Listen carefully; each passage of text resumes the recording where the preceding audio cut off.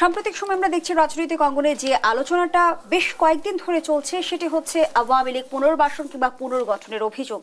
যেমনটি সাম্প্রতিক সময়ে হাসনাত আব্দুল অভিযোগ করে বলেছিলেন, ভারতের এজেন্ডায় আওয়ামী লীগ পুনর্গঠনে চলতি মাসে 23টি গোপন বৈঠক হয়েছে এবং বিমানবন্দর দিয়ে সাবেক রাষ্ট্রপতি আব্দুল হামিদের দেশ ত্যাগ ঘিরেও কিন্তু নানা প্রশ্নের সামনে এসেছে। এখনো কারা স্বৈরাচারের পক্ষ হয়ে কাজ করছে? দেখেন, আমি এরকম সংবাদ পাইছি যেটা আপনি বললেন, এবং এও শুনছি যে তারা প্রয়োজনে সশস্ত্র সংগ্রামের মতো কিছু একটা করতে চাচ্ছে। এটি শোনা কথা। এখন আপনি যদি ভাবেন, কল্পনা করেন যে আপনি যদি রাজনীতিতে বিশ্বাসী হন, আপনি যদি ভোটে বিশ্বাসী হন, তাহলে আপনি এই আলাপটা কীভাবে, এই চিন্তাটা আপনি কীভাবে করেন যে আপনারা আবার আসবেন, দখল করবেন, মানে এইভাবে অ্যাটিচিউডটা তো এরকম। আপনাকে বিষয়টা ভাবতে হবে অন্যভাবে। এটা মোশাররফের সাথে কালকেও এক চ্যানেলে কথা বলছি। আপনি একটা গাড়ি চালাচ্ছেন, সেই গাড়িটার চালক আপনি, সেই গাড়িটার চালক আপনি। আপনি করলেন কি, এই বাংলাদেশটা যে একটা গাড়ি ধরেন সেটার চালক ছিলেন আপনি।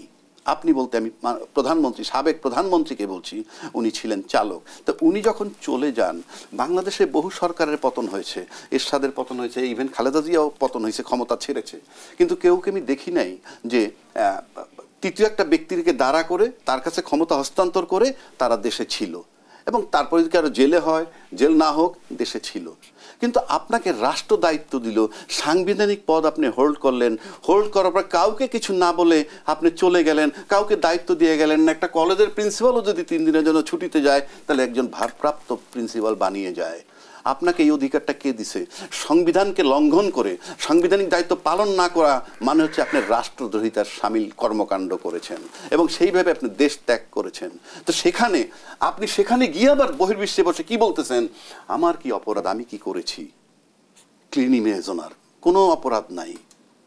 তো রিজভী সাহেব যে বলছে যে ক্লিন ইমেজের লোক যদি কেউ থাকে আইসা আওয়ামী লীগ, আমি মনে করি শেখ হাসিনার কে সবার আগে অ্যাকোমোডেট করা উচিত, কারণ উনি বলতেছে আমি কি অপরাধ, আমি কি দোষ করেছি। শুনে আসতেছে এবিএম মোশাররফ হোসেন এমন কোন না, আসলে আমরা রাজাকি ভাই না, এর অনেকে আমাদের বলতে চাচ্ছে যে আপনি দেখবেন রিজভী আহমেদকেও উদ্ধৃতি করে বলতে চাচ্ছে ক্লিন ইমেজ। আসলে এই কথা উনি বলেন নাই।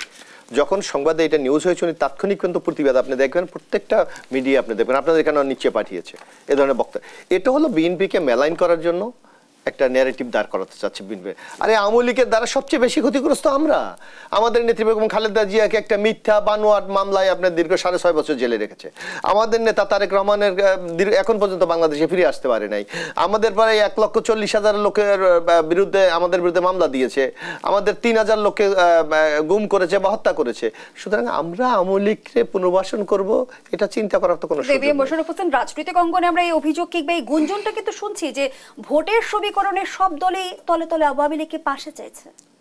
না, এইটা ঠিক না। এইটা হলো আপনার এখন বাংলাদেশে যেভাবে আওয়ামী লীগের পতন ঘটেছে, আগামী দিনে আওয়ামী লীগ নির্বাচনে কোনো ফ্যাক্টর হবে বলে এটা বাংলাদেশে কেউ মনে করে না। কারণ আপনি দেখবেন আওয়ামী লীগের নেতারাই বলে, আওয়ামী লীগের যারা নেতাকর্মী তারাই বলে যে আমরা কোন দল করেছি যে এই দলের নেত্রী আমাদেরকে রেখে উনি ওনার নিজের আত্মীয় স্বজন নিয়ে চলে গেছে।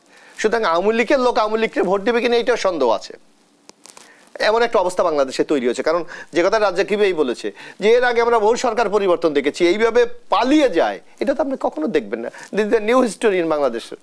তবে বিএনপির পক্ষে আমি একটা সুন্দর কথা বলতে চাই। বিএনপির পক্ষে মানে কেন বলছি, এটা হয়তো তার বুদ্ধিমত্তার পরিচয় আমি মনে করি। কারণ রাষ্ট্র যদি এই শাহবাগ মোড়ের চাপে আওয়ামী লীগের কার্যক্রম বন্ধ করে থাকে, সেক্ষেত্রে বিএনপি ইনোসেন্ট থাকতে পারার একটা সুযোগ আছে, এবং যদি বড় দল হিসাবে তারা সমর্থন করতে যাইতো তাহলে ভবিষ্যতে একটা কথা হয়তো আসতো, তোমরা দলটা বন্ধ করে দেন, এই করেছো। সুতরাং সেই দিক থেকে একটা ভালো কথা।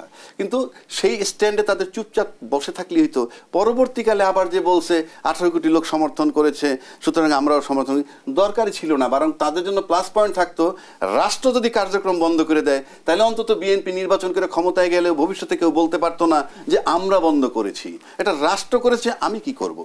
কিন্তু সেই জায়গাটা তারা ধরে রাখতে পারছে বইলা না না এখানে দেখবেন না না রাজিক ভাই বা এখানে আমাদের তো নিয়ে পাওয়া।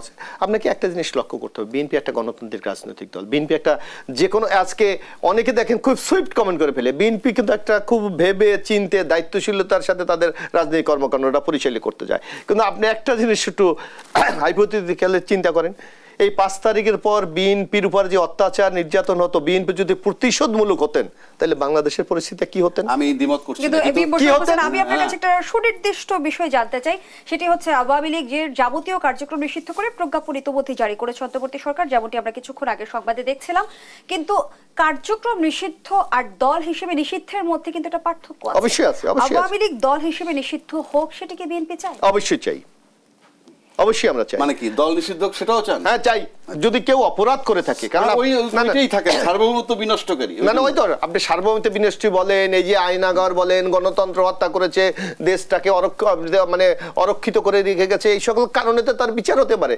আদালত যদি সিদ্ধান্ত নেয় ওনারা নিষিদ্ধ, তাহলে আমাদের অভিনন্দন জানাতে অসুবিধাটা কোথায়? আমরা চাই আইনের মাধ্যমে আওয়ামী লীগের শাস্তি নিশ্চিত হোক, আইনের মাধ্যমে আওয়ামী লীগ নিশ্চিত হোক। কিন্তু কোনোদিন যদি এই অভিযোগ না হয় যে ইউনূস গভর্নমেন্ট তাকে নিষিদ্ধ করে দিয়েছে, যে বিএনপি গভর্নমেন্ট তাকে নিষিদ্ধ করে দিয়েছে, অথবা জোর করে আওয়ামী লীগের রাজনীতিক থেকে নির্বাসনে পাঠিয়েছে, এই ধরনের কথা আমরা শুনতে চাই না। সুনির্দিষ্ট অভিযোগ তার বিরুদ্ধে আছে, মানবতা বিরোধী অপরাধ, দেশের বিরুদ্ধে ষড়যন্ত্র, স্বাধীনতা সার্বভৌমত্ব হুমকির, যেমন আপনি একটা কথাই তো শেখ হাসিনার বিচার হতে পারে যে ভারতকে আমরা যা দিয়েছি জীবনে বলতে পারি, কি দিয়েছে আজ পর্যন্ত আমরা জানি না। তো এই সরকার তদন্ত করে দেখুক যে কি করেছে। হ্যাঁ আমরা দেখেছি মাঝে যে ভারতের সাথে অলিখিত গোপনে অনেক চুক্তি করেছে, যেটা আমাদের দেশের স্বার্থের পরিপন্থী, স্বাধীনতা সার্বভৌমত্বের পরিপন্থী, আমাদের জনগণকে অনিরাপদ করার যত প্রক্রিয়া আছে সবকিছু তারা সম্পন্ন করেছে। এই সকল ক্ষেত্রে তো আওয়ামী লীগের বিচার হওয়া উচিত।